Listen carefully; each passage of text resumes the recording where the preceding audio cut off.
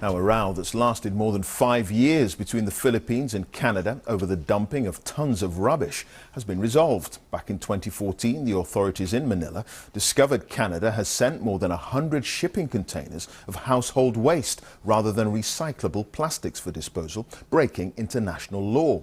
Well, now Canada says it's willing to take the rubbish back. Howard Johnson has the story. Customs officials busy at work this week fumigating Canada's controversial containers. The dispute dates back to 2013 and 2014, when more than 100 containers were sent to the Philippines in a private business deal. But the paperwork was falsified and said their contents were plastic waste. When the containers were opened, inside a mix of recyclables, but also household waste and used adult nappies. A deadlock meant the waste festered in a Manila port for half a decade.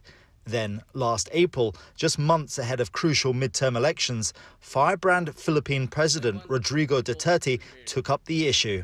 We'll declare war against them, loaded the containers to a ship, and I will advise Canada that your garbage is on the way.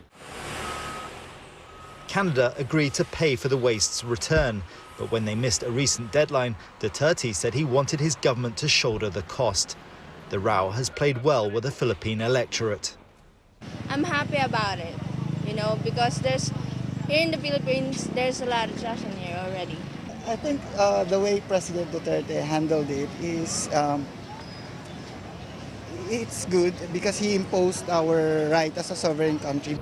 This saga comes to an end today after more than 5 years. The Philippines are about to export their rubbish back to Canada. What started as a threat by President Rodrigo Duterte also appears to be influencing other countries here in Southeast Asia.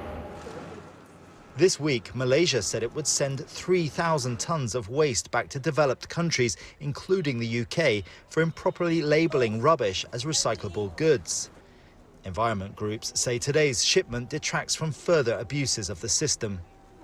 This waste was discovered in spot checks, so they're from falsified documents, smuggled in, literally.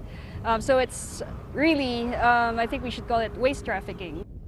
Although far away in the Philippines, today's shipment has prompted developed countries to look at better ways of dealing with their waste closer to home.